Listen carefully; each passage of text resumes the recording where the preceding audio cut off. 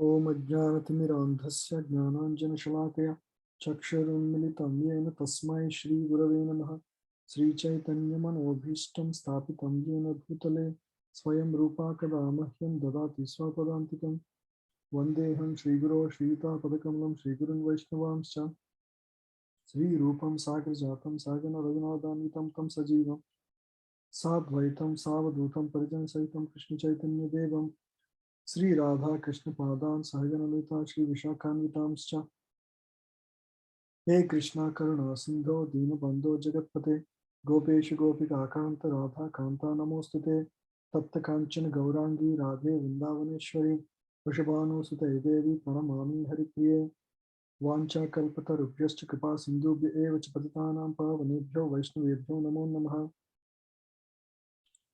Sri Krishna Chaitanya Prabhu Nityananda Sri Advaita Gadadhar Srivasadi Gaur Bhaktavinda Hare Krishna Krishna Krishna Hare Hare Hare Rama Rama Rama Hare Hare Mokam Karoti Vachalam Pangum Langaite Girim Yat Kripatam Ham Vande Shri Gurum Dinatarinam.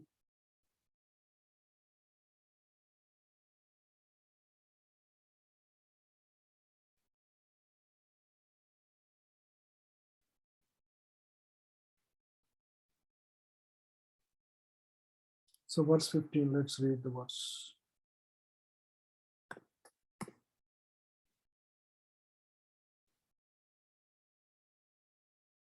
Namam Dishkrita no Muda Prapadhyante Naradama Maya Parita Jnana Asuram Bhavamashita. Anybody wants to repeat after me? Yes, Prabhu, I'll do it. Namam Dishkrita no Muda. Namam Diskrita Mudho. Multiple people can read. Everybody can read. Okay. Namam Dishkrita no Muda. Namam Drishtikitno Mudha Prapadhyante Naradhama. Prapadyante Naradhama Maya Aparitha Jnana Maya Aparithajana Asuram Bhavamashita. Asuram Bhavam Asrita. So in the next few verses, Lord Krishna will explain the kind of people that approach him and the kind of people that do not come to him, that do not take shelter of God. So he explained about the three modes of material nature. Last week we discussed in depth, right? And how it's very powerful energy. The three modes are very powerful. All of us are under the influence of the three modes while living in this material world. Daivihi Esha Gunamai Mama Maya Duratya Maya me Mam Evaye Prapadhyante Mayam Etam Tarantite. So it's very difficult to overcome the three modes. Only those who surrender to Krishna can overcome them, right?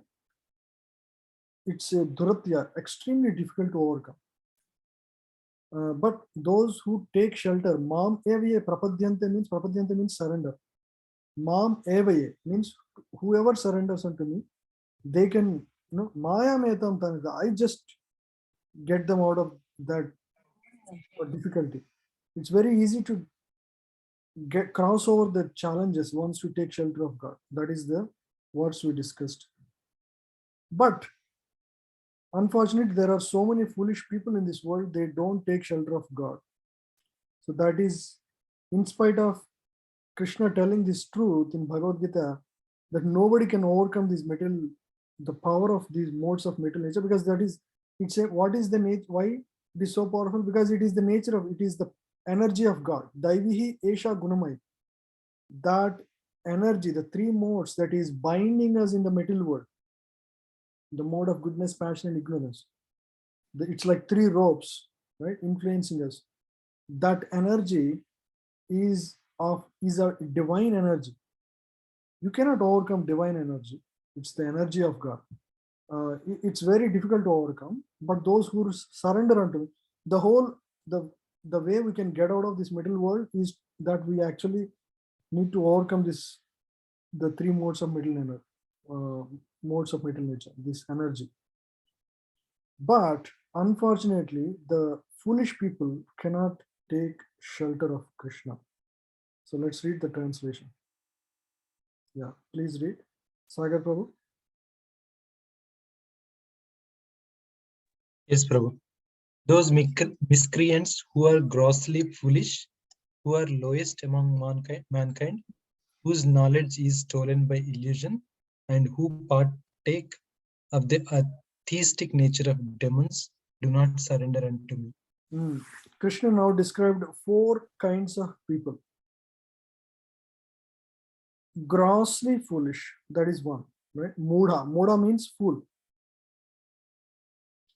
A person who is a fool, he doesn't understand the value of anything, right? Fool means a person who doesn't know value of anything.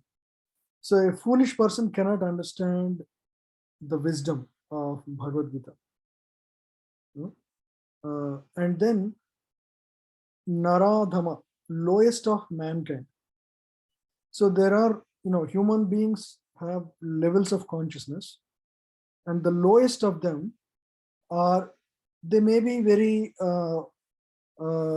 externally, materially educated, they may be well known, but they are in the lower strata of the mankind in terms of their consciousness. So they don't surrender. Naradhama.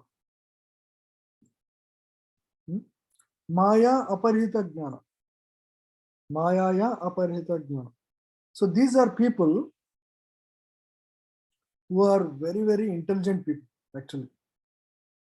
But Maya, illusion, has stolen their energy, their intelligence.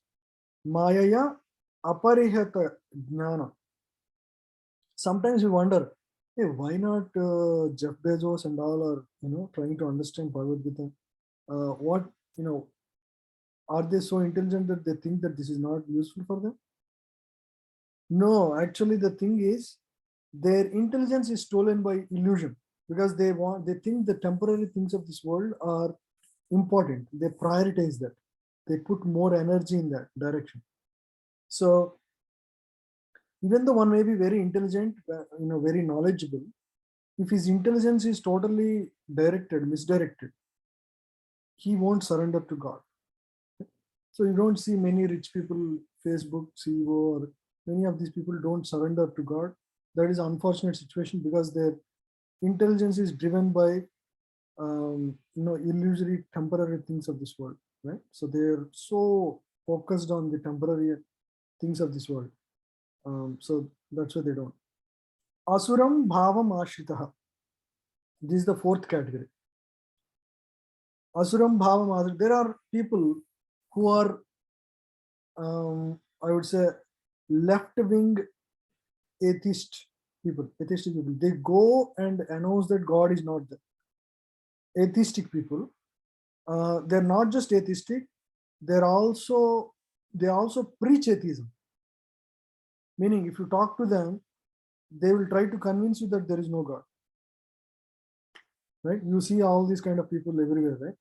In your college, you would see some people who are there are many famous people like Richard Dawkins. They write books preaching the philosophy that God is not existing. Right? They're right-wing atheists, meaning they are not just atheists. It's just not that they don't have faith in God. They also preach that God doesn't exist. Asuram bhava masrita means the asura bhava. Asuras means those people who do not surrender to God. Right? Devas and asuras. Devas are people, when they are in trouble, they go to God, Vishnu. Asuras are people, they are always damned against God, like Hiranyakashipu. They cannot tolerate God because they want to be the center of attention. They want to be the center of attraction. In this world also, there are people who want to be the center of attention. They hate God. They don't, because when they see other people are worshipping God, they cannot tolerate that. They feel envious of God heavily. So Hiranyakashipu, Hiranyaksha, Ravana, all these demons are like in that category. Kamsa, the Shishupal, Dantavakra, these are all demons. And I mean, those are from Puranic times, but even today there are so many people who write books on non-existence of God. They go about preaching this, right? So these are the 4 kinds of people who do not surrender to God. It doesn't mean that God doesn't provide food for them or anything. Okay. Ultimately, everybody is children of God, correct? Like, for example, some children are very rebellious. They don't listen to anything that their parents say. It doesn't mean that, father wouldn't feed them at all. But they are fully under the control of the what? They are totally controlled by what? All these 4 kinds of people. Maya. Yes. The 3 modes of mental nature that we discussed. Right? The divine energy of mind consisting of the 3 modes of mental nature is very difficult to overcome. Maya is going to hold them here. And they go through all the challenges. They go through, you see the richest people going through the most miserable times of their life. Right? They go through divorce is the most miserable thing, anything that can happen to an individual. That you see with all the richest people now. Right? Because you give your life and you have everything, but you don't have family happiness. You don't have your children and family together, eating together. That's all gone. What is there for you? You don't have the basic things. So it's like that. I mean, they're totally under the control of the modes of mental nature. And Maya will not forgive them. It just punishes them all the time. Mental torture, physically they may have all their needs fulfilled, but mentally and psychologically and spiritually they will be tormented like anything. Do not think that rich men are all happy.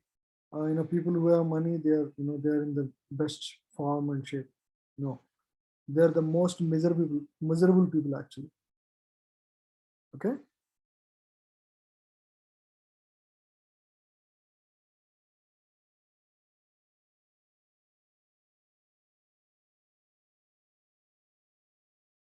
Yeah, so Prabhupada gives a beautiful explanation here. You should read.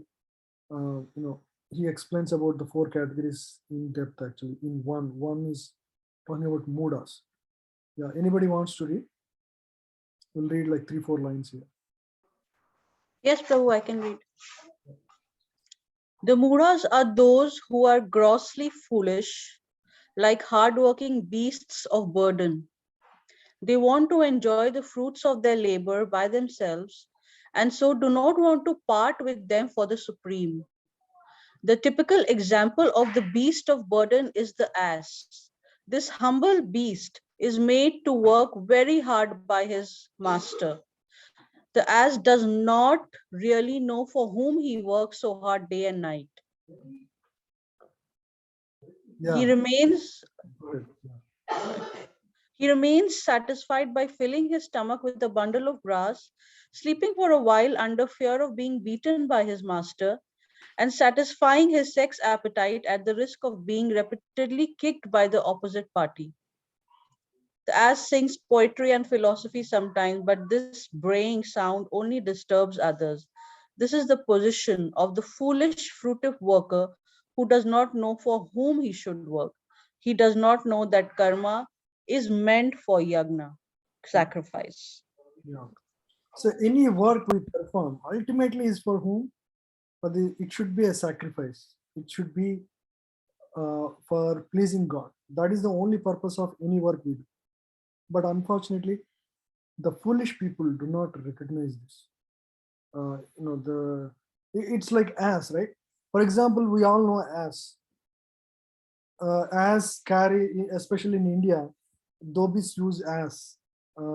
At least in my village when I was young, we were living in a village. At the time, the dhobi wala would come every week. He would bring a ass and he had, all the cloths on the back of the ass. The ass carries. And what does the ass get in return?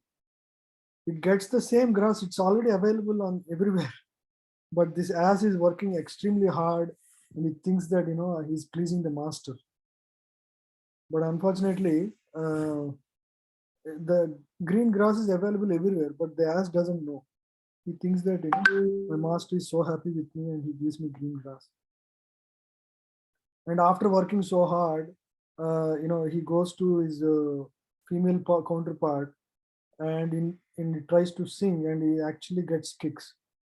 So, and he wants to have his sex, but unfortunately he gets the kicks.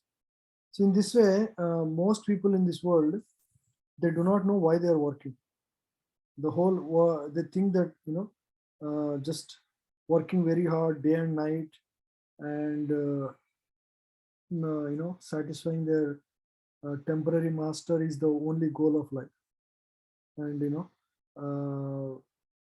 giving a home and giving education to children, that is all enough. They don't really understand who they are, what is the purpose of life, why they are here in this world, and what will happen after their death. And they don't inquire anything. And what is the difference between them and animals? They don't question any of that. So this is, unfortunately, they spend their whole life like this, and it's a waste of life. Buddha means this guy doesn't even think about God. He thinks that thinking about God is a waste of time.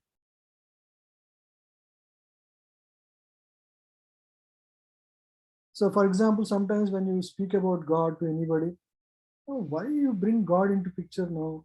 They say like that because they're so much covered by illusion. They can't see, they can't understand that God exists.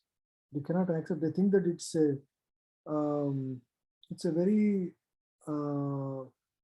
ethereal idea. It's so real for devotees. They see God's hand in everything. For the most advanced spiritualist, like all the great people of the past, Ramanujacharya, Sri Chaitanya, Tukaram, Mirabai, all these people have seen God in everything. But unfortunately, these people cannot see that. They think what they see is everything. They cannot think beyond what their sense perception. Yeah. Another class of dushkriti or miscreant is called Naradhama. Can anybody read? I can read it. Yes. Another class of Dushkriti or miscreant is called the Naradama, or the lowest of mankind. Nara means human being and Adama means the lowest. Out of the 84 lakhs. 84 lakhs different species of living beings, there are 4 lakh human species. Out of these, there are numerous lower forms of human life that are mostly uncivilized. The civilized human beings are those who have regulative principles of social, political, and religious life. Those who are socially and politically developed but who have no religious principles must be considered Naradamas. Nor is religion without God religion. But the purpose of following religious principles is to know the supreme truth and man's relation with him. In the Gita, the personality of Godhead clearly states that there is no authority above him and that he is the supreme truth. The civilized form of human life is meant for man's reviving the lost consciousness of his eternal relationship with the supreme truth. The Yeah, person, we yeah. can stop here. So I think Popper captured the main point here. So Naradama means lowest of the mankind. Prabhupada mentioned about 84 lakh species exist, and there are 400,000 human species. Means these are levels of consciousnesses. The highest one is very close to self-realization. The lowest one is the farthest from self-realization. So that's how we understand. So these people, they may be living in a like a civilized people, and they have social, political, and religious life. But unfortunately, their understanding of God is just means God is or a temple is a place where they go and beg something. They ask for their exams, or they ask for their personal benefit. It's like a business transaction for them. Most of them have such a very superficial understanding of God. They don't love God. They just care their material desires. They want certain material desires to be fulfilled, and they want to use God as a medium. That's all. You see how, unfortunately, it appears a little bit hard on some of us, but unfortunately, this is the scenario for many of us. Even until I come to Krishna consciousness, I never understood that there is a higher purpose than just going and praying to God for what we want, right? But unfortunately, the so-called devotion is all mixed with personal hankering, right? So because they think that everything is about our own success, right? Self-centeredness. But actually, those are the people who are the lowest consciousness. They really cannot succeed much and cannot really achieve much. Unless we evolve on our consciousness, we cannot achieve higher things. If our consciousness is just focused on self or just my own family, that's a very low grade consciousness.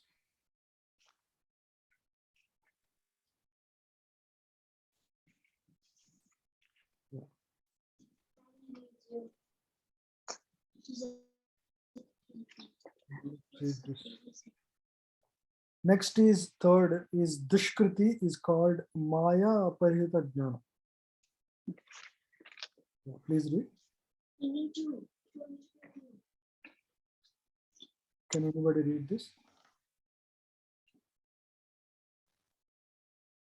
Yes, Prabhuji, can I read? Yes, Mataji.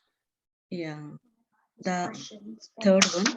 The next class of Dushkruti is called Maya Maya Prahata Janana, are those persons whose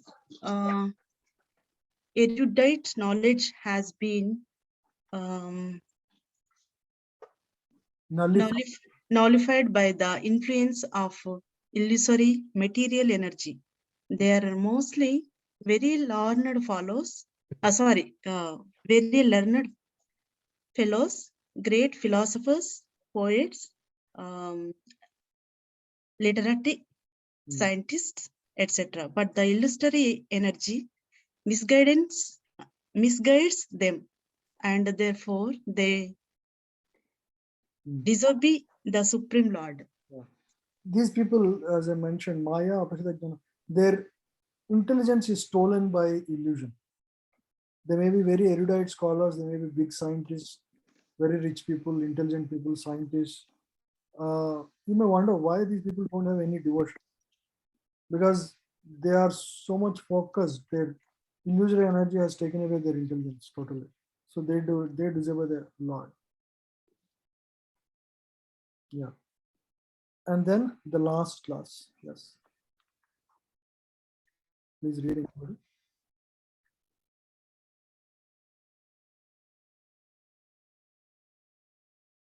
Can anybody read?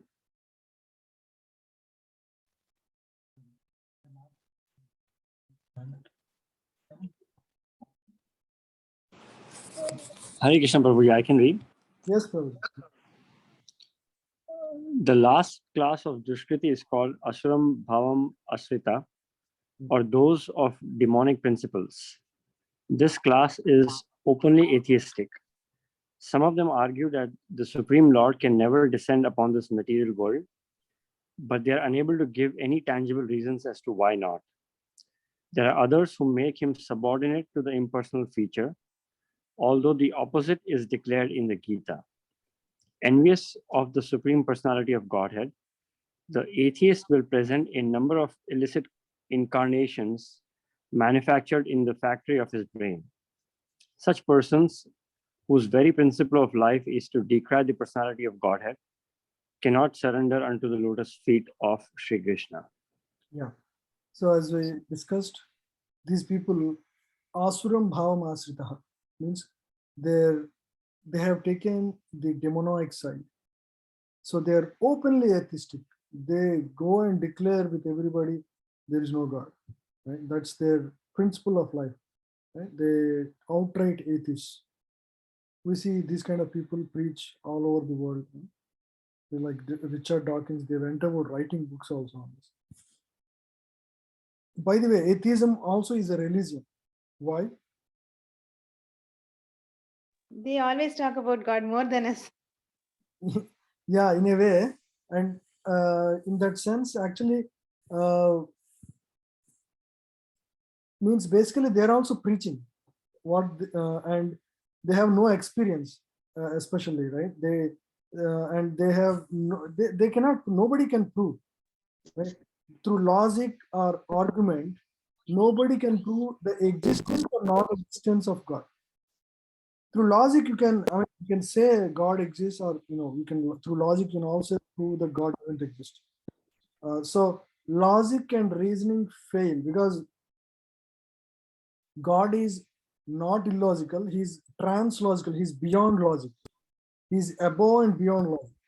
So to understand God, you cannot just fathom with your material senses. God is beyond the perception of the material senses. So you have to practice yoga. That is the only way to get an understanding and experience of God. So God is to be experienced. It cannot be experimented and understood, or it cannot be observed and understood, or it cannot be. It's not, it's not like a material science. It's a spiritual science. It has a different process to approach it. In physics, you perform certain experiments and you can conclude the physics laws or chemistry laws, right? That is how you understand. That is how you increase the wisdom of science or material sciences. So in the case of spiritual science, it is also science, it is also fact, it is also truth, but you can learn it through experience, and that comes through the practice, right? Just like there are experiments to understand the philosophy of science, similarly the philosophy of Bhagavad Gita is, Bhagavad Gita says, material body is illusory, or material body is temporary, and you are actually Atman, you are not this body, right? That's what the philosophy says. To realize the philosophy, you need to perform yoga. For example, we perform bhakti yoga, chanting of the holy name. That is the method, right? So when you perform this yoga over a period of time, you come to that experience and understanding that actually, yes, this is a fact, right?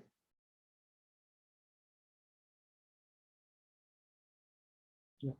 Please read this. Yamunacharya is a great South Indian Acharya, and he's the guru of Sri Ramanujacharya. So Ramanujacharya is a great saint from Tamil Nadu. Have you all heard about him? Has any one of you heard about him? Yes, Prabhuji. Yeah. Sri Ramanujacharya set up this. So he's coming in the Sri Lakshmi Sampradaya, and he established the philosophy of Vishishta Advaita, and the temple standards that we see today in, for example, Simhachalam, Tirupati, or any of these, Mahavishnu temples in Tamil Nadu, so many temples are there. All the standards, all the worship standards were established by Ramanujacharya. And he lived for 120 years. And his body is still there. You can go and see his body. It is all still preserved in Sri Ranganath temple. If you has anybody gone to the temple, Sri Ranganath? I've been to the temple, but I have not gone to that place. Only Yeah. the main shrine I have been to. He's kept in the temple only, in one of the mantapas. He's there. Right? It's a very huge temple. It's a huge temple, yeah.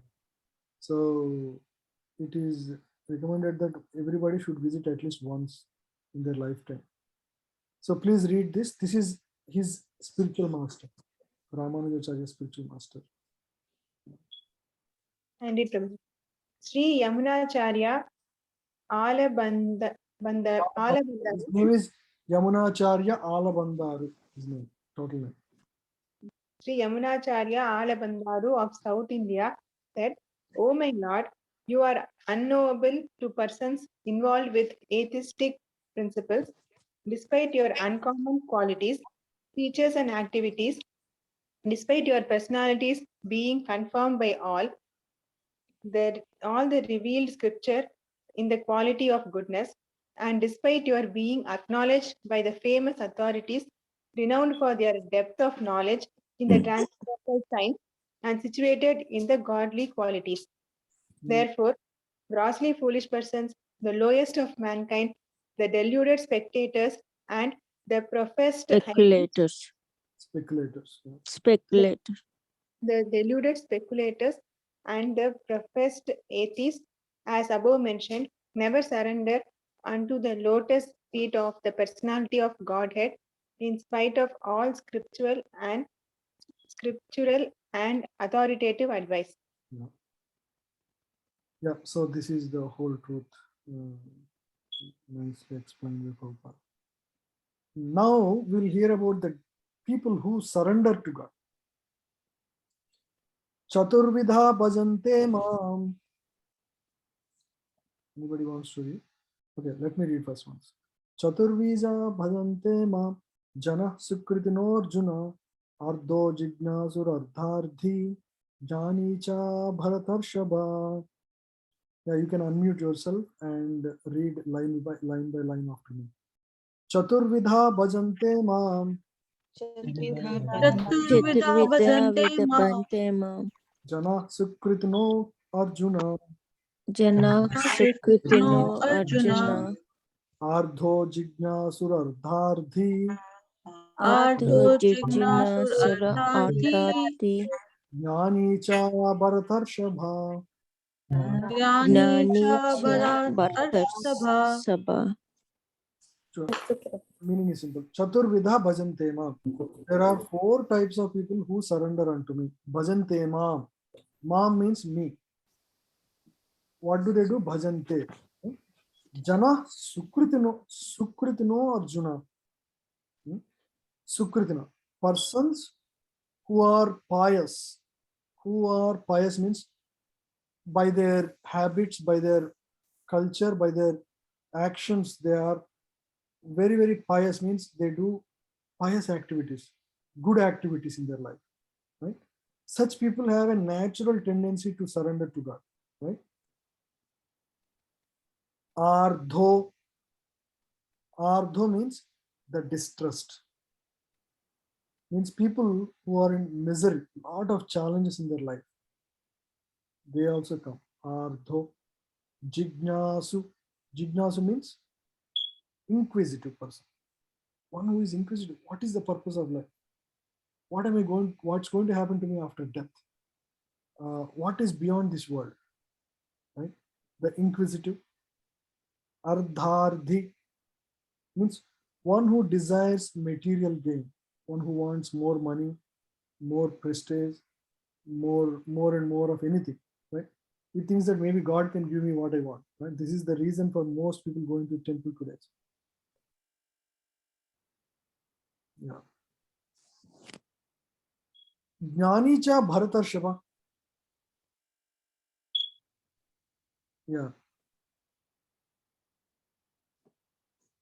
Yeah. Please read the translation now. O best among the Bharatas, 4 kinds of pious men begin to render devotional service unto me: the distressed, the desirer of wealth, the inquisitive, and he who is searching for knowledge of the Absolute. Ardho, distrust. Ardhardhi, the desire of wealth. Jignasu, the person who is inquisitive. What is life? What is death? One who is all the time having questions in life, right? Who am I? Who is God? The inquisitive person. Jignasu. And finally, the greatest person, who is he? The one who is searching for knowledge of the Absolute. Jnani. Even a jnani also surrenders to God. Jnani cha Bharatarshava, right? Ardho, Jignasur, Ardharthi, and Jnani. These are the 4 categories of people who are willing to surrender to God. And in Kali Yuga, especially in the current times, you know what is the reason why people mainly surrender to God? Guess among the 4. For material benefits. Material benefits, not really actually. The distressed? Yes. Most people surrender. So these are,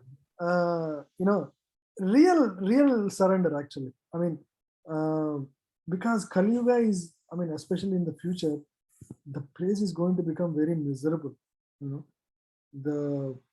there will be too much taxes. There will be a lot of disease and death all the time, in anxiety, insecurity of job. So people are in general more and more distressed in Kali Yuga.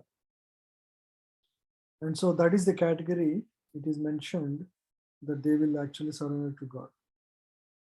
Yeah. And then next is, of course, if somewhat established people, then they surrender because they are ardhartis. Right? If somewhat little better, if their position is little better, that they are not in misery, they'll start asking more things, they, but rarely is a person really a jnani. Or even jignasu is also very rare in Kali. One who is inquisitive, very rare souls actually come because they're jignasus. Or jnani means he's really serious. Once he comes to Krishna consciousness, he's just fixed. He understands, hey, this is the path I've been waiting all my life, and this is the way I want to lead my life, and I found my way of life, and I'm going to follow this process. This is it. Jignasu may sometimes go back after his inquisitiveness is cleared. Yeah.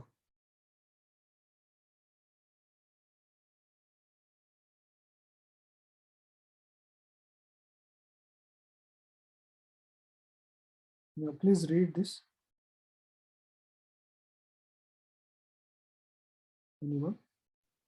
Yeah, I can When read. the, Go ahead, Prabhu. When these 4 kinds of persons come to the Supreme Lord for devotional service and are completely purified by the association of a pure devotee, they also become pure devotees.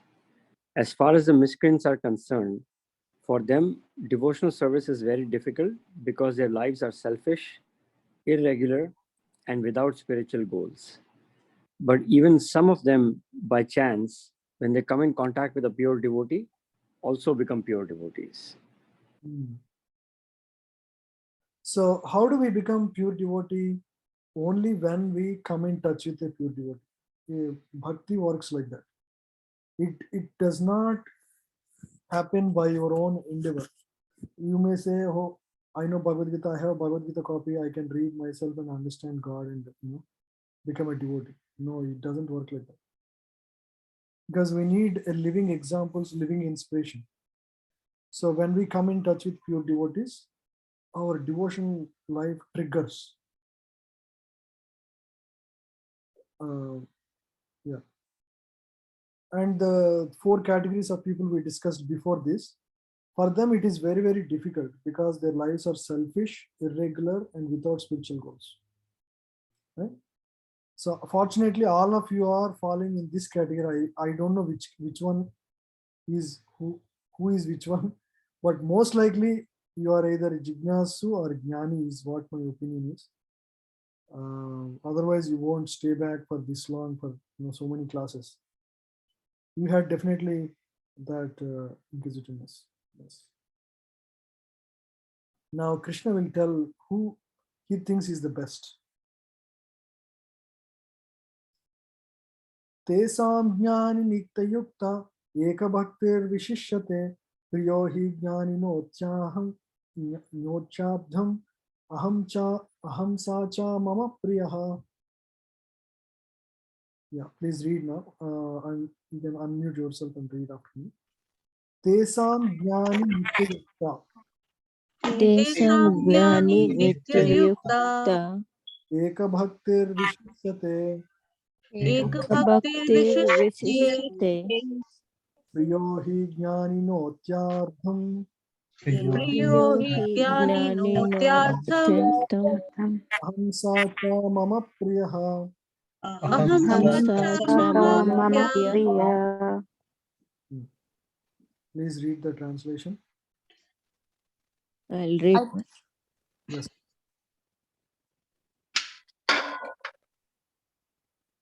Yes, Mataji, read. I can read, Prabhuji. Yes. Yes. Of these, the one who is in full knowledge and who is always engaged in pure devotional service is the best, for I am very dear to him and he is dear to me. Yeah.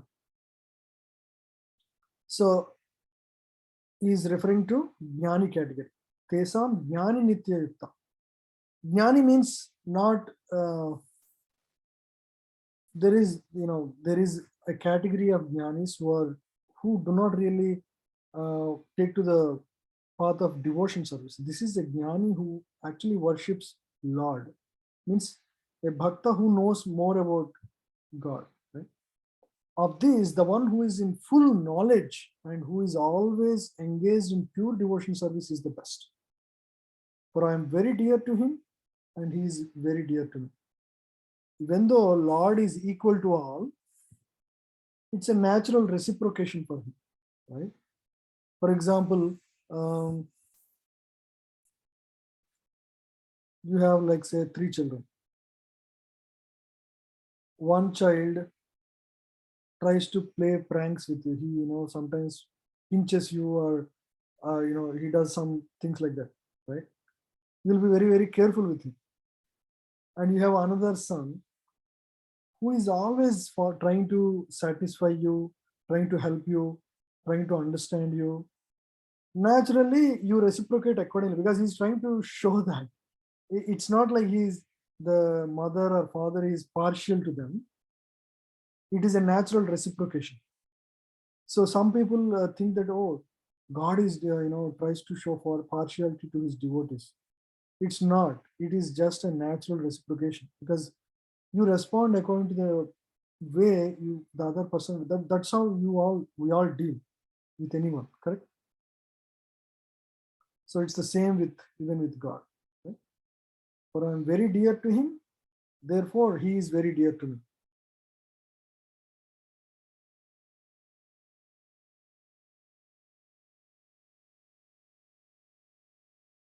Yeah.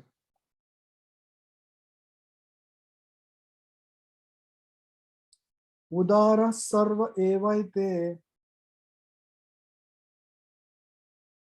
Please read. Okay, let me read. Udara sarva evaite jnanitva atmaiva me matam astita sahi uktatma mamevanuttamam gatim. Udara sarva evaite udara Udaraha sarva sarva evaite evaite jnanitva atmaiva me matam gnanitva atmaiva me atmaiva matam matam atma Astita astita sahi asita yuktatma sahyuktatma mamevanuttamam gatim. mameva evanuttamam evanuttamam gatim gatim. Yeah. Please read the translation. All the devotees are undoubtedly magnanimous souls, but he who is situated in the knowledge of me, I consider to be just like my own self. Being engaged in my transcendental service, he is sure to attain me the highest and most perfect goal. See, all these people, whether you are Ardharthi or Jnani or Jignasu or Ardho or miserable and you're trying to surrender to God, Krishna accepts them equally well. He he is kind to all of them. He actually appears, says, undoubtedly magnanimous souls. He says, it's a very choice words. Even though all of us, in fact, everybody he's in the middle world, we all rebelled against God and are here, right? That's the reason we are all here. But in spite of that, God is very kind to us. He says, even though these are all criminals, these are all magnanimous souls. Is very kind to us. But he who is situated in knowledge of me, means who understands God, the tattva of God. Like, for example, you are all trying to learn the tattva of God. What is the God's nature?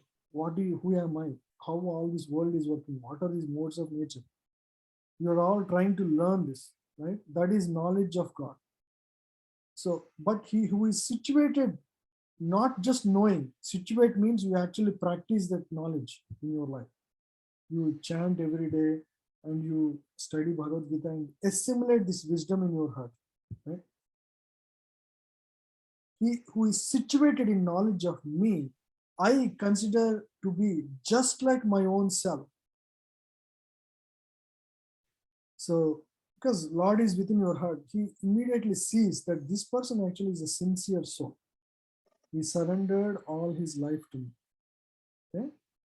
Being engaged in my transcendental service, he is sure to attain me the highest and most perfect goal. Being engaged in my transcendental service, he is sure to attain me the highest and most perfect goal. Because he is engaged in the service of the Lord, he is definitely going to attain me the highest and most perfect goal.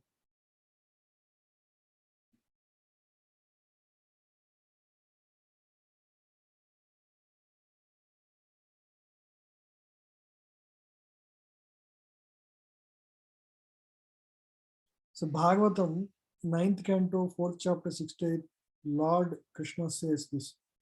Sadhavo hridayamahyam sadhunam hridayam tvaham madhyanyatena jananti naham tebhyo managapi. Please read this. The The devotees, you can carry. the devotees are always in my heart, and I am always in the hearts of the devotees. The devotee does not know anything beyond me, and I also cannot forget the devotee. There is a very intimate relationship between me and the pure devotees. Pure devotees in full knowledge are never out of spiritual touch, and therefore they are very much dear to me. You see, for the pure devotee, he doesn't see anything beyond God. All the time, his mind, consciousness, everything is filled with God. So they are never out of spiritual touch. Therefore, they are very much dear to me. Yeah. Such beautiful verses. Bhagavatam is full of nectar. It's like a mango. You touch anywhere, mango without any, even like any, cover. Right? It's just like juice everywhere. Juicy fruit. You touch anywhere, it's just nectar. So Bhagavatam is such a, such a beautiful literature.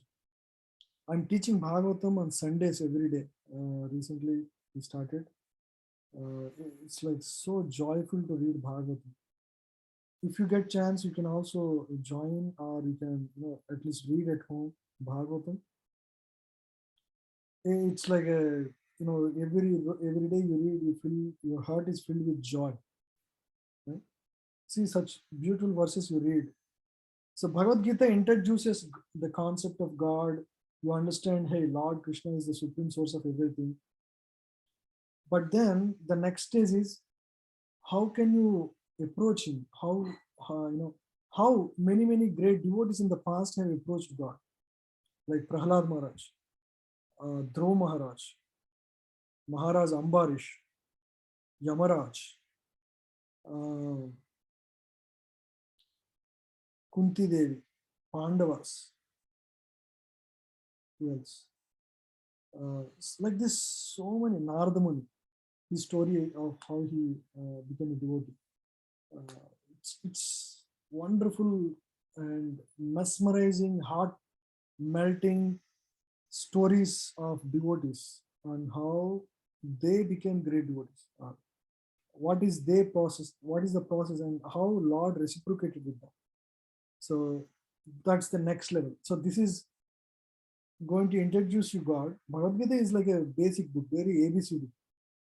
Do not think that Bhagavad Gita, if I know everything. Actually, it's like ABCD. Bhagavatam is like a college degree, you can say. Beyond Bhagavatam, there are even more books. Chaitanya Charitamrita is like PhD. We are at a very basic stage right now. So there is a lot more to learn and apply and develop in our life. Bahunam janmanamante jnanavam prapadyate vasudeva sarvamiti samahatma sudurlabha. Yeah, please read after me.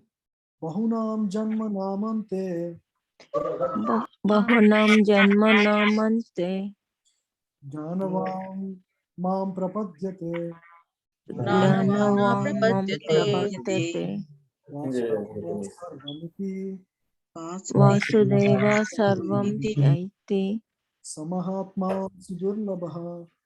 Mahatma Samahatma Sudurlabha. Durbalabha.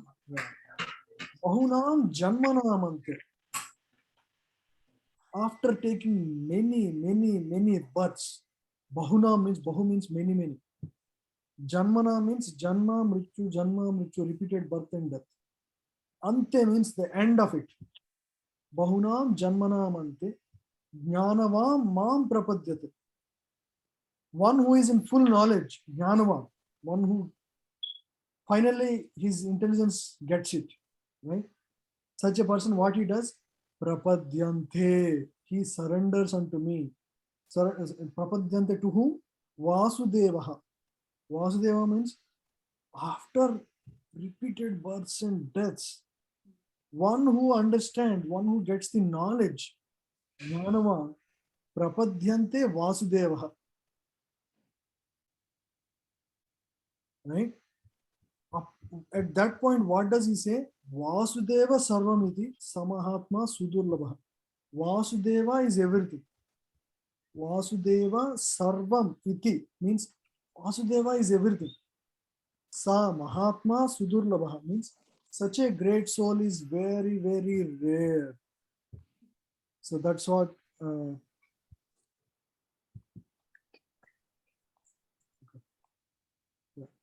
Samahatma Sudurlabha. So please read the translation. After many births and deaths, he who is actually in knowledge surrenders unto me, knowing me to be the cause of all causes and all that is. Such a great soul is very rare. Yeah. After many births and deaths, he who is actually in knowledge,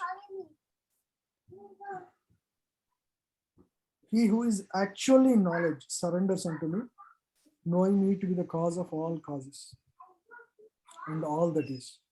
Right? So basically, yogis, generally this is for the other parts.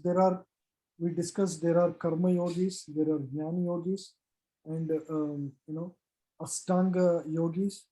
There are various practices that people take to, like, they practice dhyanam, they practice karma yoga, they also study Vedanta sutras. They are called jnanis. After spending many lifetimes inquiring about God, inquiring about truth, absolute truth, right? So ultimately they understand and come to, finally they understand, Jnanavan Mam Prapadyante. Ultimately they say, after all that is gone, all that is done, they finally surrender to Vasudeva. Vasudevam Sarvamiti. They say Vasudeva is everything. I spent my time in doing this karma yoga, that jnana yoga, that ashtanga yoga, but finally they come to the understanding that Vasudeva Sarvamiti. Right? And Krishna says such a great soul is very rare. He says such a great soul. He really considers them great. But what does he say? Ultimately, they all come to me only. All these paths are ladders.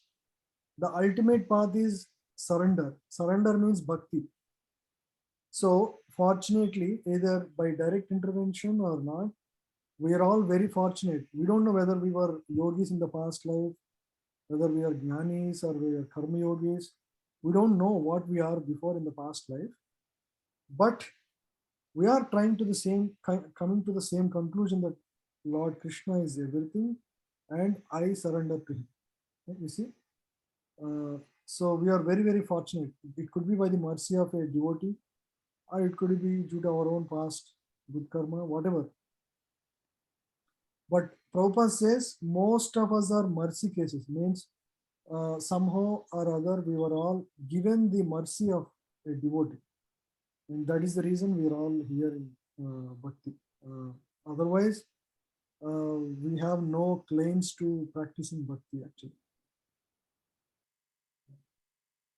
Meaning, the idea of surrendering to a personality called Krishna, it's not very natural to most living entities. Many people prefer, okay, I'll prefer Karma Yoga. I don't want to surrender to that. I'm fine. I'll just do my duty and, I'll not be attached to the others. That is easy for many people. And it is also easy to take to the path of Jnana. Jnana means trying to see the truth behind everything. This is temporary, this is temporary. The Atma is the real, right? Always becoming inquisitive in that way. But there is no real surrender to a personality or God there, that focused there. He is only trying to see what is the truth, what is the reality behind everything. Um, you know, and so he's not enamored by the, for example, when he sees a gulab jamun, when I see gulab jamun, I might feel attracted to eating it. But a jnani sees, what is this gulab jamun? It is nothing but atta, sugar, oil, and boiled together, made into gulab jamun. That's all he sees. So he tries to see what is the core fundamental elements behind everything. And so naturally he's not attracted to it. It's just a transformation of matter for him. So that is Jnani's approach to anything in this world.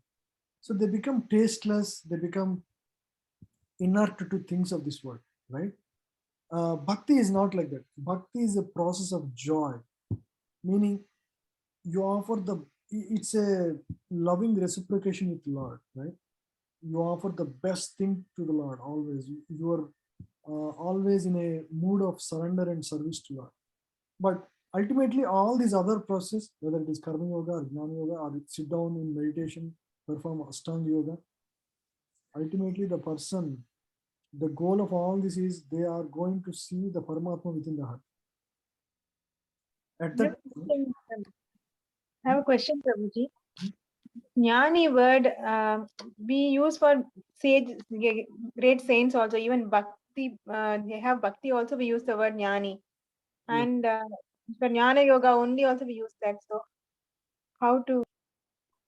yeah, even in bhakti it is, so this is specifically one who comes to his knowledge, right? Basically, the one when gets the right knowledge. What is that right knowledge? The right knowledge is that Vasudeva Sarvamiti. So then that is real jnana, right? So when one comes to that kind of knowledge, what he does, he's going to just surrender to Krishna. Right now we don't have the jnana, but by the influence of other devotees, we are also trying to practice the same thing that these people who come after many lifetimes. See, we are saving so many lifetimes. That's why bhakti, if somebody comes to bhakti, it is considered as, if the other paths, like generally people come to karma yoga. After karma yoga, they step they step into Jnana Yoga. After Jnana Yoga, they step into Ashtanga Yoga, and then they step into Bhakti Yoga. It's called staircase method. And Bhakti is called elevator method. You directly are surrendered to God. Right? Bhakti can be practiced by a person who is a Jnani, right? Like Jnanavam Prapadyante. This is a great Jnani who already realized everything and finally come to this conclusion, yes, I must surrender to God. That is one category of a person who approaches God. The other category is he doesn't know much. He didn't spend multiple lifetimes in going through all these other things. But by the mercy of devotees, he come to temple and somebody told him, this is the path you can practice, understand Bhagavad Gita. By the mercy of devotee, one starts bhajana kriya. He begins, chanting of the holy name, and then anarthas will go away from the heart, right? Anartha nivritti, and slowly he comes to the state of nishta, and then bhava, and then he advances. So this is called elevator method. So most of us are actually in the elevator method, right? Because we already come to know about bhakti and Krishna directly. Yeah. Go ahead. Any questions? No, Prabhuji. Yeah. So is that clear? Yes. Yeah, I think somebody was interrupting. So okay. So now it is clear, right? Yeah. Such a great soul is very rare. Sudurlabha. Yeah. Svetastar Upanishad. What does it say? Sahasrasirsha Purushaha Sahasraksha Sahasrapat Sabhumin Viswato Vritta Chatishta Dasangulam Purushe Evedam Sarvam Yad Bhutam Yacha Bhavyam Utam Utamrita Tavyasena Sano Yad Anne Anne Natirohati. Yeah, anybody wants to read this? Please. Yeah, I will read, Prabhuji. Yes. Lord Vishnu has thousands of heads, thousands of eyes, thousands of feet, entirely encompassing the whole universe. He still extends beyond it by 10 fingers' breadth. He is, in fact, this entire universe. He is all that was and all that will be. He is the Lord of immortality and of all that is nourished by food. In Chandogya Upanishad, it is said, Na vai vaso na. You can skip. You can read from here. Yeah. In the body of a living being, neither the power to speak, nor the power to see, nor the power to hear, nor the power to think is the prime factor. It is life which is the center of all activities.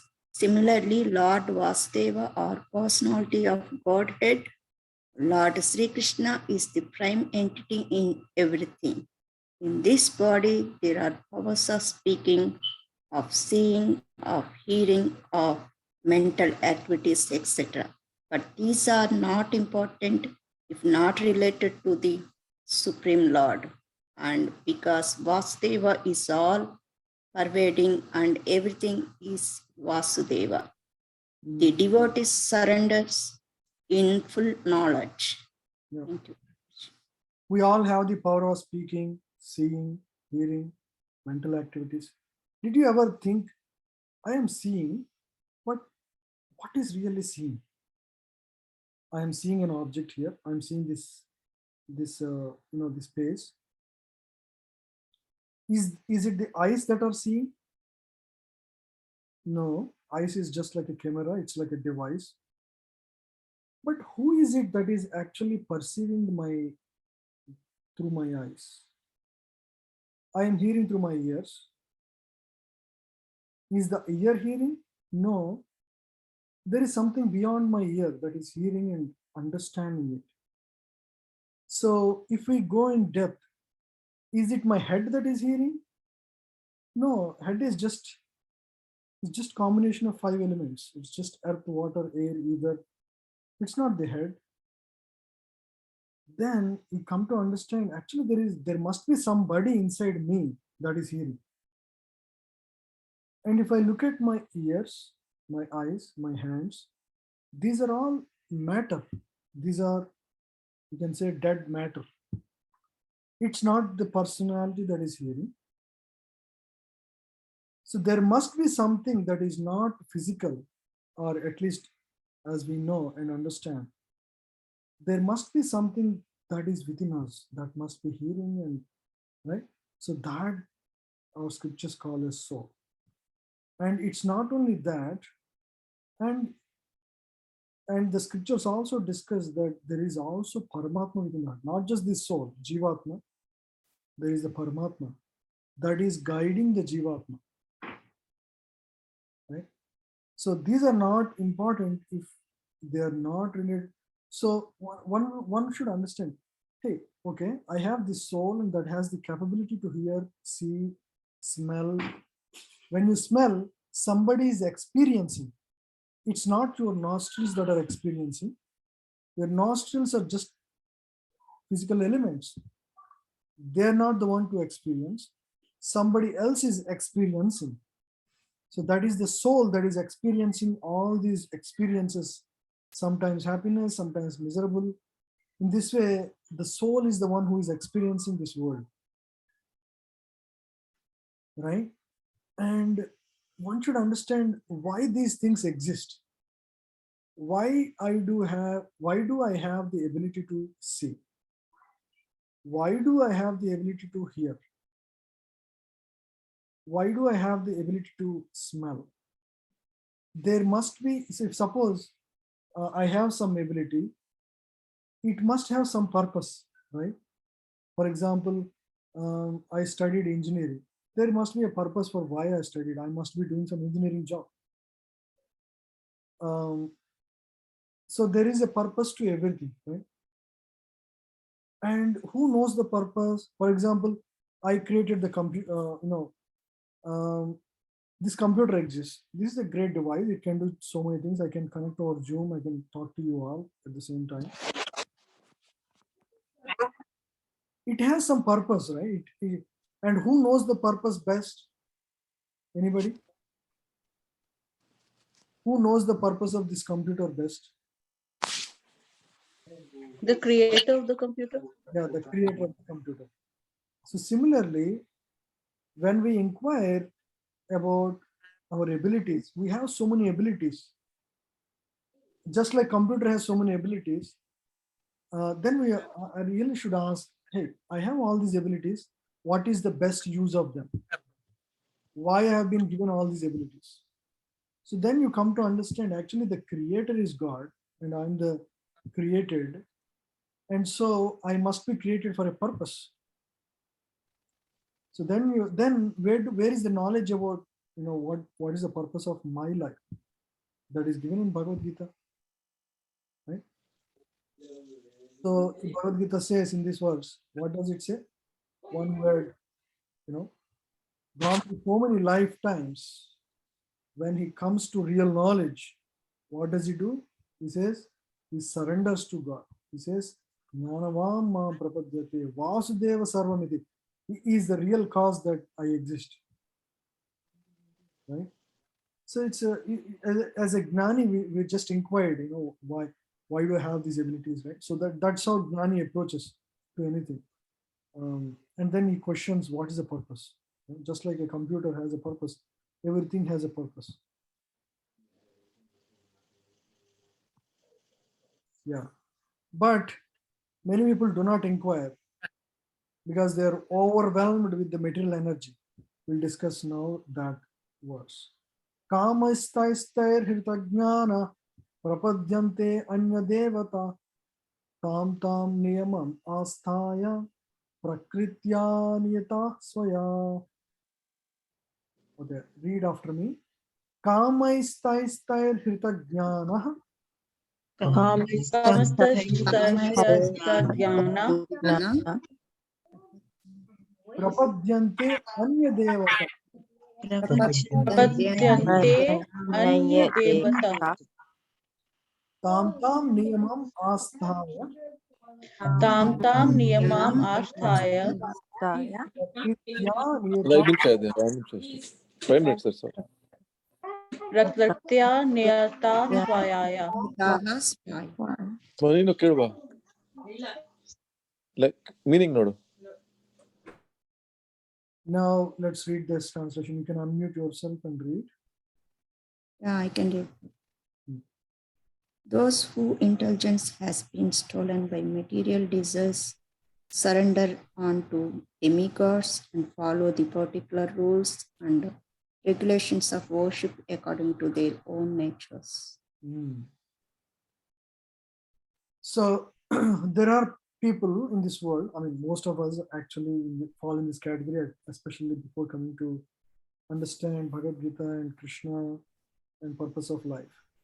Those whose intelligence has been stolen by material desires surrender unto demigods. Demigods means, who are demigods? Surya, Chandra, Varuna, Vayu, Vinayaka, Shiva. All these are all demigods. Demigods are representatives of God, just like cabinet minister. There is a prime minister and a president. Also, there are cabinet ministers to deliver the functionality or departmental functionalities to run the different portfolios. There are demigods.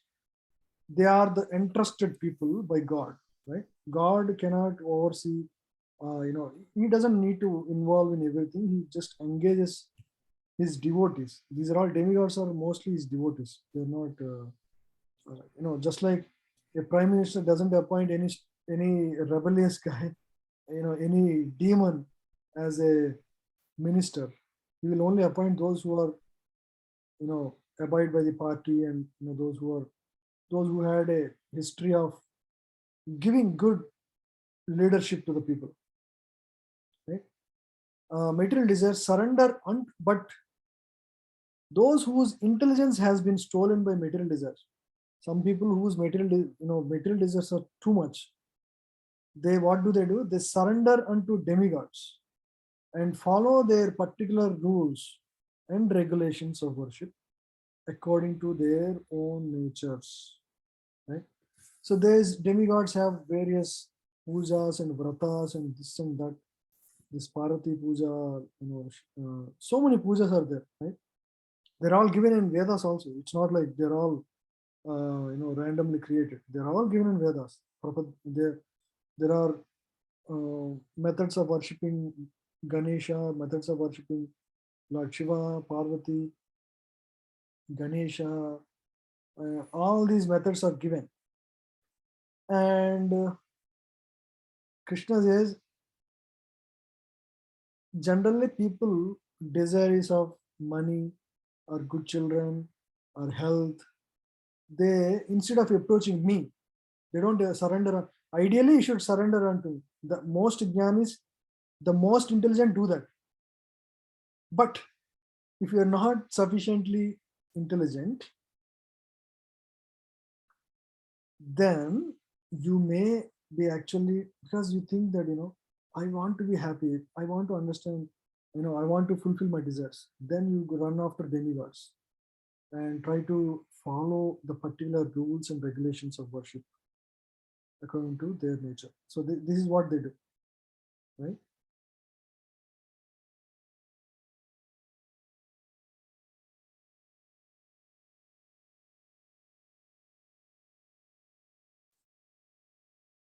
Yeah, so one need not actually worship the demigod separately. Just like if suppose you have access to prime minister, you somehow know the PA of the prime minister, and you can directly approach prime minister through the PA.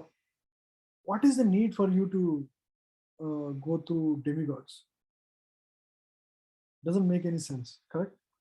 Will you approach the cabinet minister if you already have access to prime minister?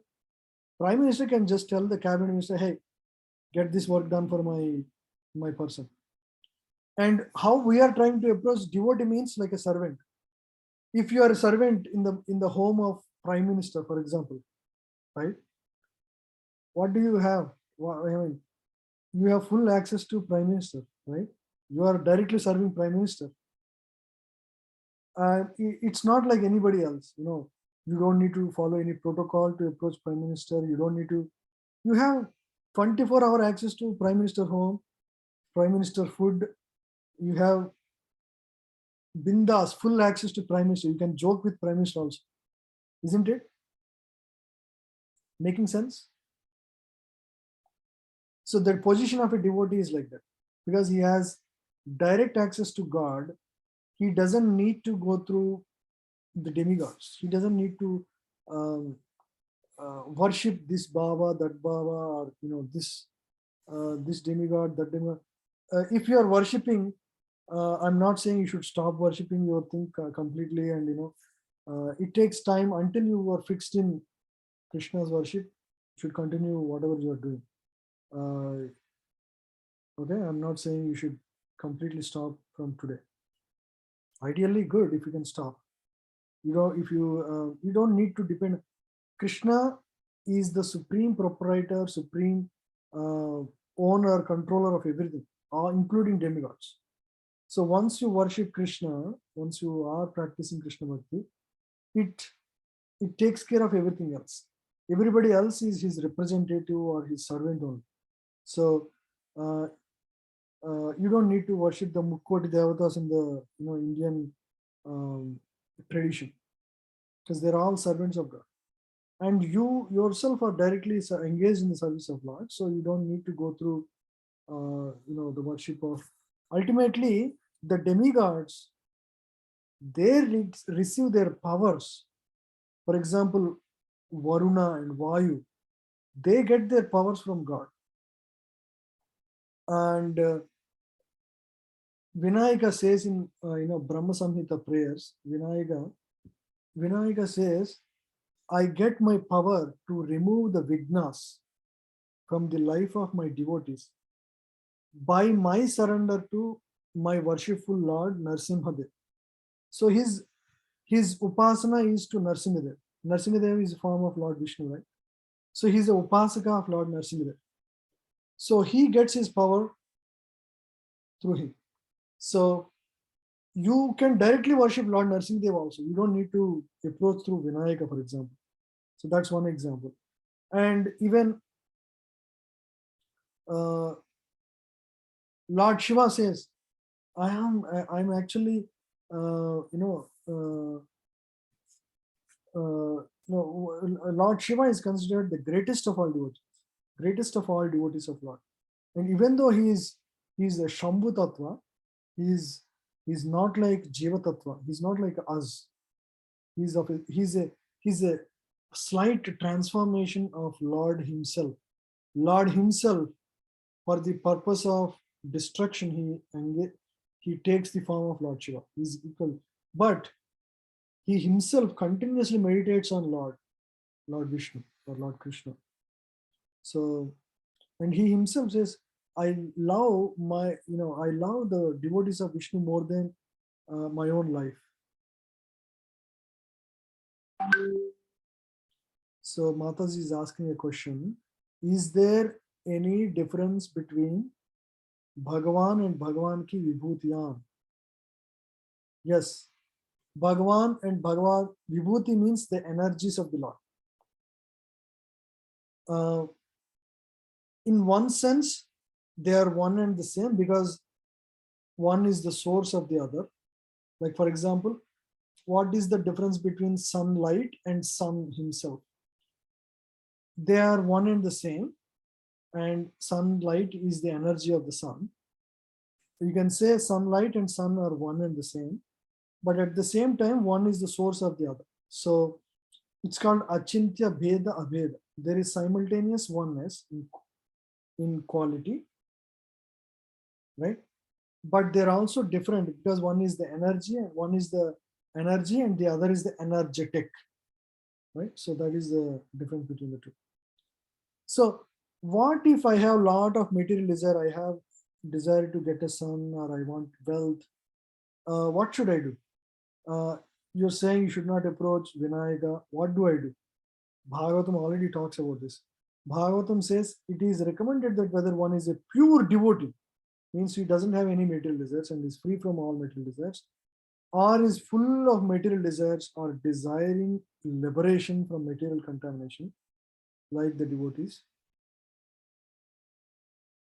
No desires, full of desires, or trying for liberation, he should in all cases surrender to Vasudeva and worship him. Right? This is a famous verse. Akama sarva kamo va moksha kama udaradi tivrena bhakti yogena jajeta purusham param. Very famous verse. Akama sarva kama va. Akama, you have no desires. Kama means full of desires. Akama means no desires. Sarva kama means all desires. Moksha kama, desiring moksha. Udharati. You may have any of these, right? But you can perform tivrena bhakti yogena. Means tivrena means with full intensity perform bhakti yoga. Jajeta purusham param. Right? In any case, you get the highest by worshipping, Lord in bhakti yoga. Yeah. Less intelligent people who have lost their spiritual sense take shelter of demigods for immediate fulfillment of material desires.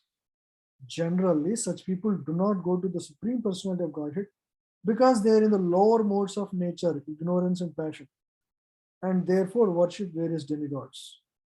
Following the rules and regulations of worship, they are satisfied. The worshippers of demigods are motivated by small desires and do not know how to reach the Supreme Goal. But a devotee of the Supreme Lord is not misguided. Because in Vedic literature, there are recommendations for worshipping various different gods for different purposes. For example, a deceased man is recommended to worship the sun. Okay? Those who are not devotees of Lord think that for certain purposes, demigods are better than the Supreme Lord. Some people think like that. Maybe for this thing, I should worship this demigod. Like that, some people think. But a pure devotee knows that the Supreme Lord is the master of all. Right? In Chaitanya Charitamrita, he said, Ekala Ishvara Krishna Arasabha Bhritya. Only the Supreme Personality of Godhead, Krishna, is the master and all others are servants. Including other incarnations are considered servants actually. Servants because they're servant gods, we call them. Right? Balarama is a servant god. Krishna and Balaram, they come together always, but Krishna and they're one and the same. They are Vishnu Tattvas. Both are Vishnus. But one is the the source. The other is an expansion of the source. Right? Balaram. All other incarnations are also like expansions. Right? We discussed these incarnations previously.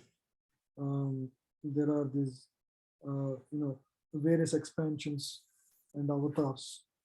Rama, Narsinga, Vamana, so many avatars are there. Right? Therefore, a pure devotee never goes to demigod for satisfaction of his material needs. He depends on the Supreme Lord, and the pure devotee is satisfied with whatever he gives. Okay? So he's always happy with whatever he gets. That is the nature of a pure devotee. So we'll end here. We covered up to verse 20. We'll cover from 21st verses. Any questions so far? So today we discussed about people who do not surrender to God at all, right? Naradama, Muda, Maya, Aparita, Jnana, Asuram, Bhava, Masrita, 4 categories of people. They never surrender to God, right? And 4 kinds of people who always surrender to God. Chaturveda, Bhajantema, Jnana, Sukritagna, Ardho, Jignasu, Ardharthi, Jnani. 4 categories. People who are distressed, people who want paisa, people who are inquisitive, people who are jnanis, who are inquiring about the. And then Krishna says, who is very advanced of the four, right? Tesham jnani nityayukta eka bhaktir vishishyate. He considers one who is fully engaged in pure devotion service is the best. So you all want to become pure devotees, correct? You don't want to be like a ardhardi or ardho or jignasu. You want to be like a jnani who understands tattva of God and surrender to God, right? I'm very dear to him, he is very dear to me. What more do you want to hear? It's so clear here, right? Yeah, all are great, but those who who perform devotion service, right? Those people I like them the most. Consider them to be the highest.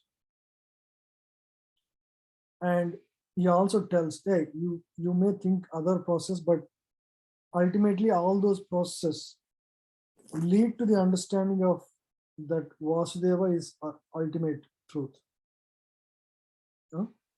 And after gaining such knowledge, after many lifetimes through karma, jnana, and yoga, one surrenders unto me. Jnanavan mam prapadyate. Vasudeva sarvayate. Right? So one will ultimately surrender unto me. Such a soul is very rare, Krishna says. And then he says, people who don't surrender at all. Right? Now he talked about people who surrender, and what is the conclusion of them? That Vasudeva is Sarvamiti. After he talks about people, whose intelligence is stolen by desire to worshiping demigods for fulfilling their material desires. And so they actually worship the demigods according to their material desires and fulfill their desires. It's not very intelligent. Krishna says, Kama is Taister Hritagna. Hritagna means Krishna never thinks they are very smart people. Hritagna means less intelligent people. You don't want to be considered less intelligent people, right? Whose intelligence has been stolen by material desires, surrender unto demigods. You see, he doesn't consider them to be very great, those who surrender unto other demigods. The reason is they're after, why he considers to me less intelligent, because they are after temporary things of this world. Everything in this world is temporary, and these people are after demigods. It's just like, to bribe a minister to get some, college seat, for example, right? It's like a bribery, right? So that's what people do to get some benefit. You may get range, and you may get child, you may get money. It's a perfect process. It works, but Krishna doesn't have good opinion about the people who worship the demigod for fulfilling the material desires. Yeah. So yeah, Rinku Mataji has another question. You said Lord Shiva meditate on Krishna, but I read Lord Shiva always meditates on Ram. Yes, when I say Ram, it includes Krishna, because Ram is an expansion of Krishna, right? So it's not different. Yeah, he meditates on Ram. That is correct. Yes.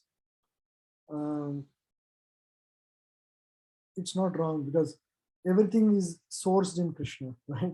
So you cannot get wrong when you say somebody worships Krishna. Whether you can say, specifically he might be worshipping Lord Narsimhadev, but Narsimhadev is an expansion of Krishna.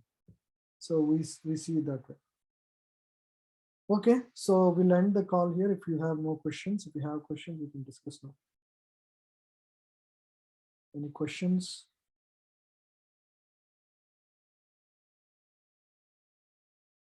So did you like singing? Today we sang for a few minutes in the first beginning. Do you want me to sing more? Or by the way, most of you were not there in the beginning. I was mentioning that. So we all have a morning call. Every morning we start chanting in the morning at 4 a.m. in the morning. 4 to 5:15, and 5:15 to 5:30 we sing some astakams, beautiful songs. I was singing from those list of songs in the beginning of the class. So those are worth learning And if you participate in this morning program, you feel a real difference in your life. I can tell you. I extend my chanting up to 6, but we all chant together from 4 to 5. Sri Vidya Mataji started attending. Mataji, you want to share how your experience is attending last 4-5 days? Yes, Prabhuji. I'm attending from the last class you told, right? After that, I'm attending every day. I feel really good because earlier I used to try to chant in the evening. So sometimes I'll get into other work or go out and I miss that. So I started in the morning, as you mentioned, first thing in the morning. Then also it was not regular. Sometimes 4:30, sometimes 6:30 or something like that. But this gives a dedicated window and no disturbance from outside world. So then we get motivated. So everybody would have started quickly. We have to get up and chant. So it's really very good actually. So feeling so happy. Okay, after that, okay, we can start the day like that. Yeah. So if any of you are interested, message me. I can give you the link. You can also, but you won't be added to the group until few days, because the Prabhuji who leads the group, he is very serious. He want to make sure you are consistent for few days, because this is a serious matter. And so if you are, if you think you can continue for some time at least, and it becomes a habit, once you start doing this. And by the way, from 4 to 6 I chant, and from 6 to 6:30 I rest for a while, and that makes me regenerated, and I get ready well for the next day. So you can rest after after chanting. And also you don't need to be taking bath by the time.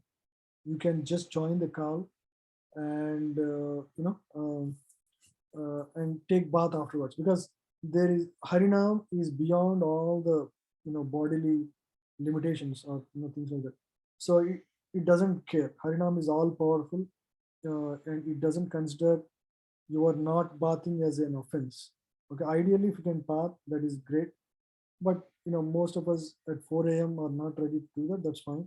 You can just wash your face and mouth, and and sit down and keep your video on muted and chant with all the devotees.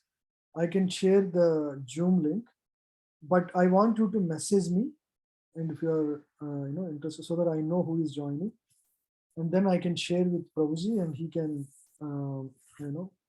he will basically he will let you in.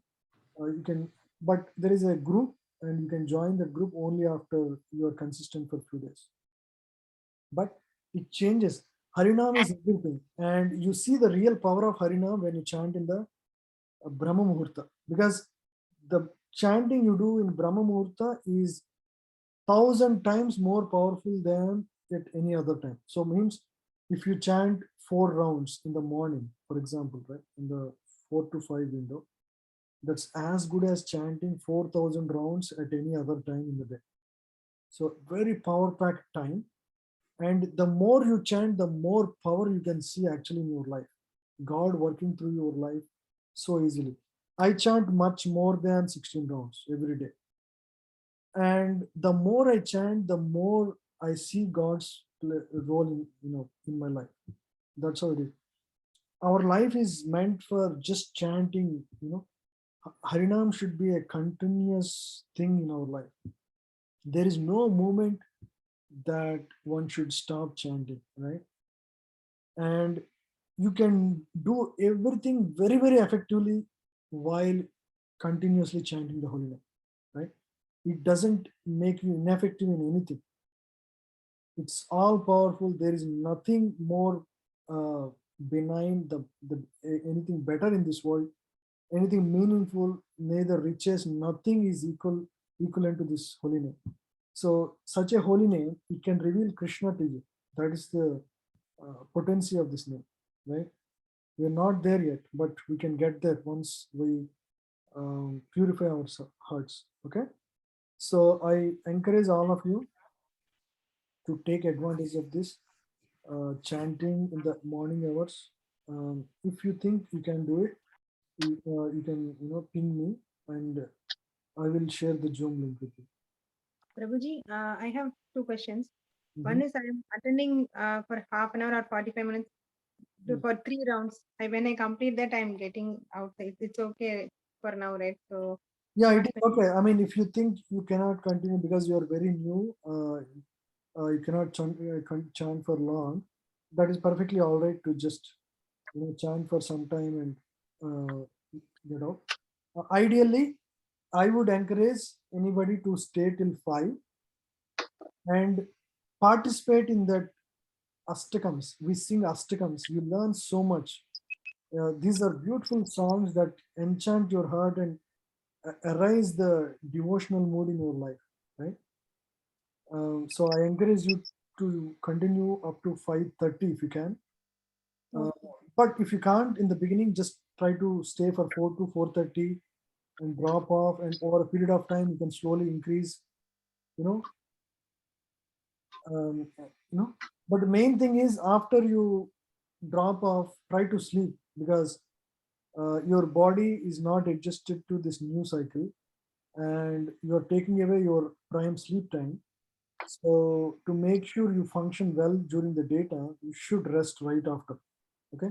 Even today I rest every single day, at least for half an hour, and I feel rejuvenated completely, and I'm totally focused. The more you chant, you see the more difference in your life. You will realize there is nothing better than just chanting with full attention and focus. Okay. I have one more question, Prabhuji. So I see everyone chanting with their lips loud, I think. So earlier I used to chant only in my mind. It used to take longer actually. Now after I too started chanting louder, a little bit louder. So now I can focus better and I can actually Oh, see, you will learn such mistakes if you are making. You will learn. You're not supposed to chant in mind because mind is yes. is not going to keep your focus on. We should chant like this, like I was chanting every day, right? When we chant together, I was assuming that all of you are chanting like that. You should speak very clearly. Every word should be clear. If I stop you at some point in time and ask you, hey, where are you? You should say, I am at Hare Rama, for example, like that. That means you are attentive to what you are speaking. Hare Krishna, Hare Krishna, Krishna, Krishna, Hare Hare. Explicit and very clear, and that I can hear, right? All that I'm doing is I'm speaking and I'm hearing with attention. I'm not focusing on the form of Lord.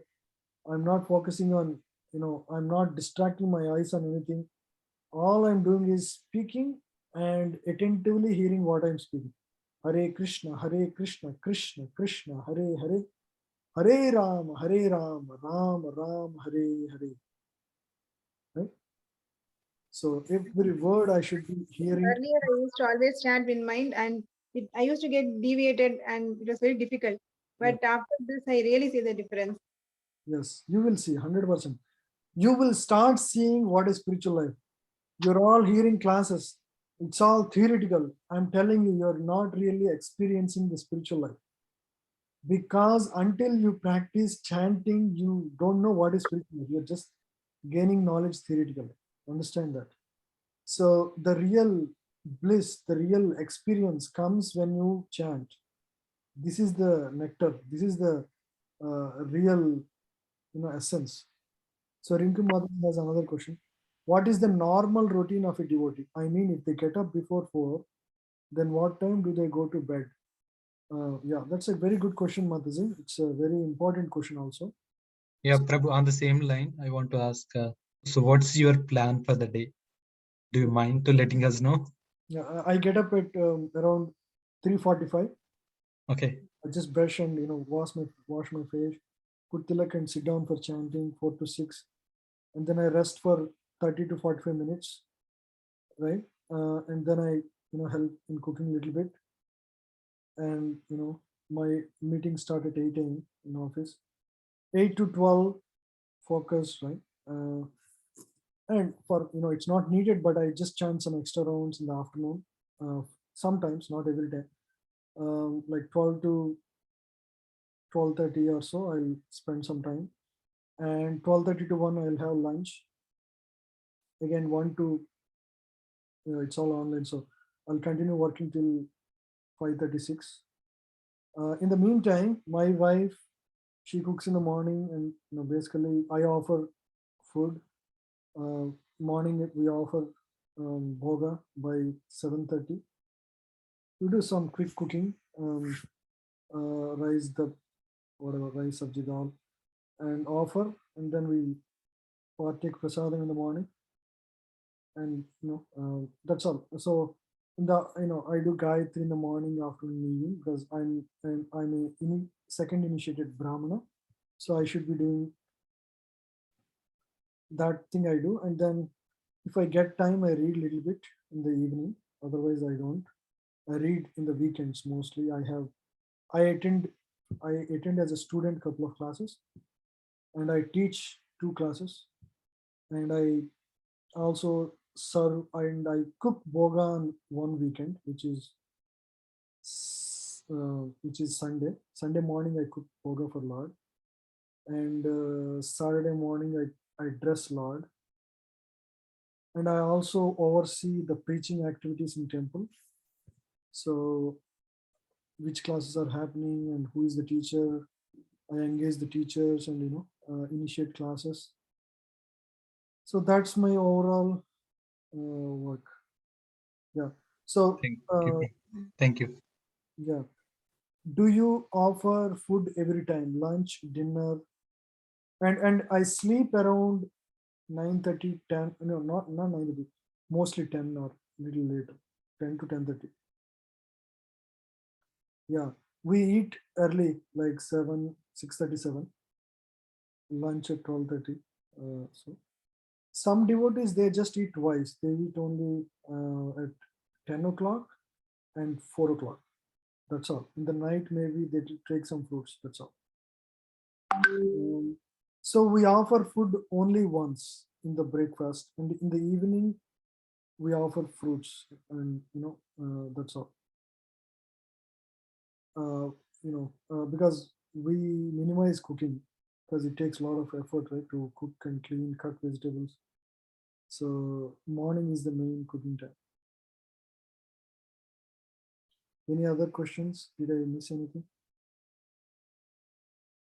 You mentioned about Bhagavatam class, Prabhuji, on Sunday. So when is it? And is it So already? class, actually I teach 2 classes, I said, right? So Bhagavad Gita, and I sometimes teach 3 classes, but right now only 2 classes. Bhagavad Gita class and Bhagavatam class at morning Sunday 10:30 a.m. 10:30 to 11:30, 12, 1 hour class, 1 or 1.5 hour. Yeah, if you are interested, let me know. You can message me. I can add you to that group. Bhagavatam is, once you have full faith in practicing devotional life and Krishna, you can breeze through bhakti by learning Bhagavatam. There are already some Bhagavad Gita students from other classes, not our class, but other classes. They are joining right now, who are currently studying Bhagavad Gita. Rani Mata is asking a question. Me and my daughter joining daily in chanting group past 2 months. I did not observe Ashtakam chanting. Meeting is ending after chanting. Do you have separate meeting link for Ashtakams? Mataji, you are in which time zone? This is, I'm talking about Pacific time. We are in Ohio, Prabhuji, Eastern time zone, right? Yeah, yes. So this is, we are in a different time zone, Mataji. Yes, Pacific time zone, no? Pacific, yes. 3 hours later for you. So yeah, I think you should continue joining wherever your chanting group you're doing for past 2 months. Wonderful. Please continue doing that. Very nice of you to continue. Yeah, in our group we study Ashtakams. Yeah, I never observed. Actually, meeting is ending every morning by 8:15 like that. So I'm just am I missing like that? I'm asking. Okay, yeah. So, yeah, and I asked Prabhuji to add to Seattle group, but Arjun Saka Prabhuji said that that group is only meant for Seattle. Oh yeah, Arjun Saka Prabhu, yes, yeah. Yeah, yes, actually, I asked to, especially my daughter will sit opposite to computer and you cannot see me. So he Oh, said is that, she joining? Is your daughter joining?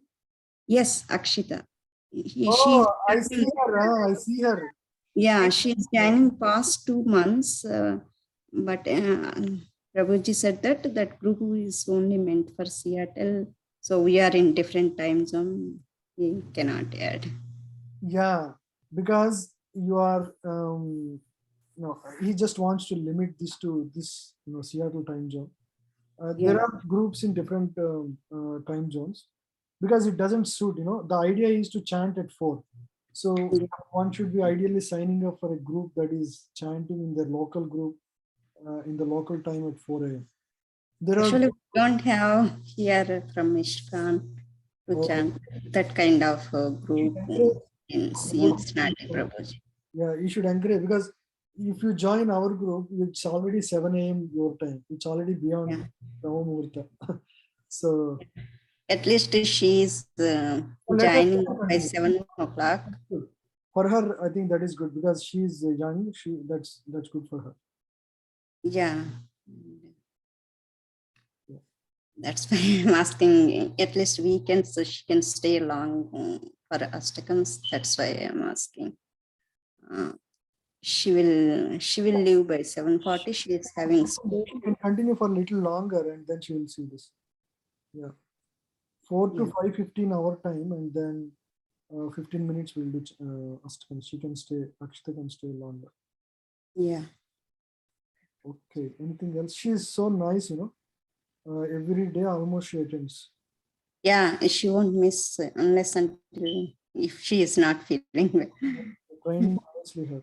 Yeah, 31st night also she stayed until 12 o'clock, but she got up. Yeah, such a wonderful girl. Yeah. Yeah. Okay. And Yeah, I have to leave now, 7 p.m. 8 p.m. here. Anything else? So if you can message me if you want to join Bhagavatam or if you want to join the Astakams, the chanting group, message me. Okay. Thank you very much. Hare Krishna. Thank you, Thank Prabhu. you, Prabhu. Hare Krishna. thank you, Prabhuji. Hare Prabhu. Krishna. Hare Krishna.